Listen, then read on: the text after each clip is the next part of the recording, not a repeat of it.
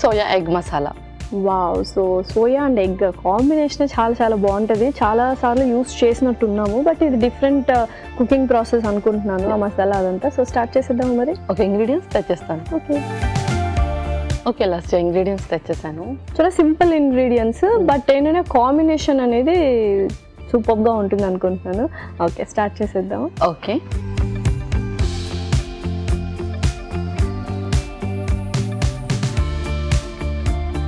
ముందుగా కొంచెం ఆవ నూనె. ఓకే, సో అప్పుడప్పుడు మనము ఆయిల్స్ రెగ్యులర్గా చేంజ్ చేస్తూ ఉండాలి. అలా చేంజ్ చేస్తున్నప్పుడు కూడా ఆ టేస్ట్ అనేది కూడా డిఫరెంట్గా ఉంటుంది కదా. ఎస్, అవును. అండ్ బాడీలో మన కొలెస్ట్రాల్స్ కూడా కొంచెం ఫ్లక్చువేట్ అవ్వకుండా ఉంటాయి. ఓకే, నెక్స్ట్ ఆ తర్వాత ఉల్లిపాయ ముక్కలు,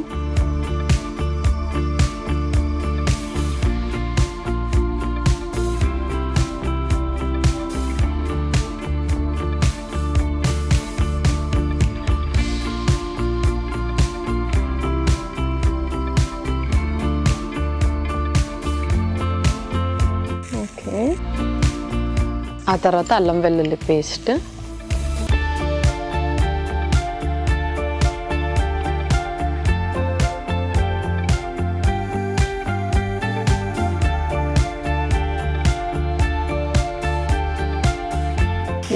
నెక్స్ట్ తర్వాత పచ్చిమిర్చి. మనం ఒకవేళ కావాలంటే మనం పచ్చిమిర్చి పేస్ట్ కూడా వేసుకోవచ్చు. ఎస్, అవును. సో ఆవు నూనె వేయగానే ఆ ఫ్లేవర్ కూడా, అరోమా కూడా చాలా డిఫరెంట్గా వస్తుంది కదా. అవును. ఓకే, ఆ కలర్ కూడా చాలా ఫాస్ట్గా చేంజ్ అవుతుంది. నెక్స్ట్ టమాటో ప్యూరీ,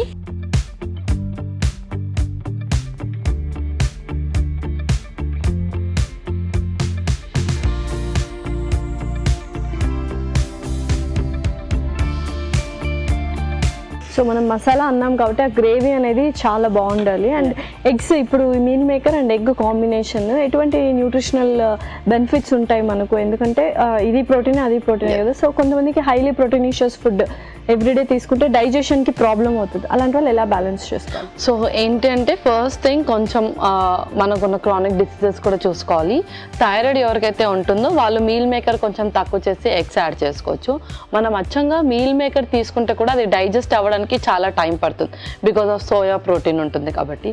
ఎగ్ ఏంటి అంటే చాలా ఫాస్ట్గా డైజెస్ట్ అయిపోతుంది. సో ఇది ఇలా బ్యాలెన్స్ చేసుకుంటే హై ప్రోటీన్ ఫుడ్ తిన్నట్టు ఉంటుంది అండ్ డైజెషన్ కూడా చక్కగా అయిపోతుంది మనకి. Okay, perfect. నెక్స్ట్ మనం మసాలాస్ కూడా యాడ్ చేసేద్దాం. ఇంకొక స్పూన్, కొంచెం పసుపు, కొంచెం ఉప్పు, కారం కూడా, అలాగే గరం మసాలా.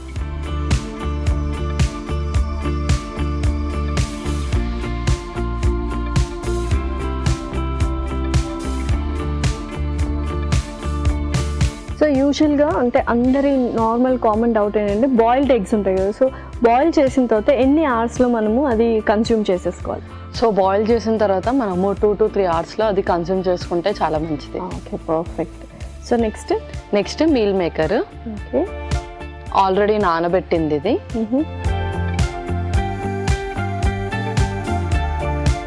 సో కొంచెం అలా వాటర్ కూడా వేసుకుందాం.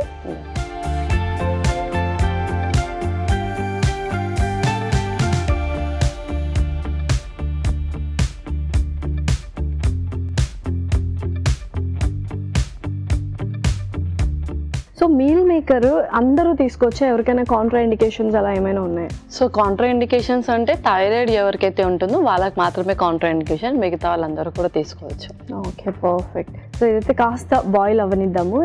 ఓకే, సో మసాలా పర్ఫెక్ట్గా కుక్ అయింది. సో నెక్స్ట్ ఎగ్స్ కూడా వేసేద్దాం. దీన్ని కొంచెం కట్ చేసి వేద్దాం. ఓకే, జస్ట్ స్లిట్ లాగా.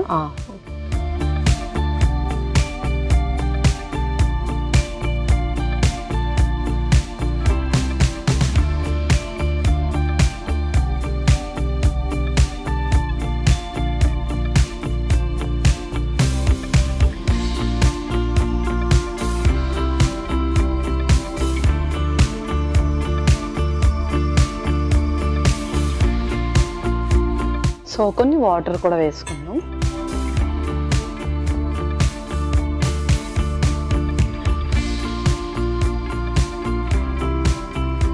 సో ఎస్పెషల్లీ ఏంటంటే డైట్లో ఉన్న వాళ్ళు, వర్కౌట్స్ చేసేవాళ్ళు పర్ఫెక్ట్ రెసిపీ కదా ఇది. ఎస్, అవును. సో చక్కటి ప్రోటీన్ ఉంటుంది అండ్ డైజెషన్ కూడా చక్కగా అవుతుంది.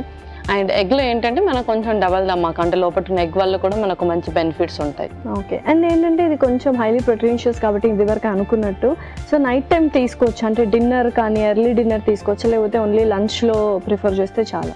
సో లంచ్ వరకు ప్రిఫర్ చేస్తే బెటర్, ఎందుకంటే సోయా డైజెస్ట్ అవ్వడానికి కొంచెం చాలా టైం పడుతుంది.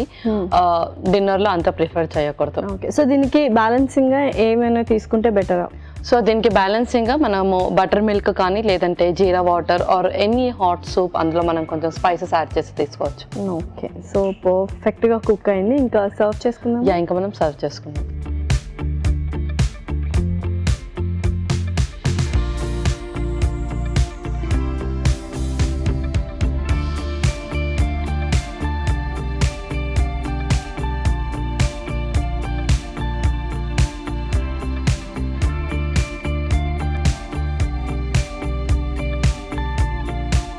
Okay Lasya, soya egg masala ready అయిపోయింది. వావ్,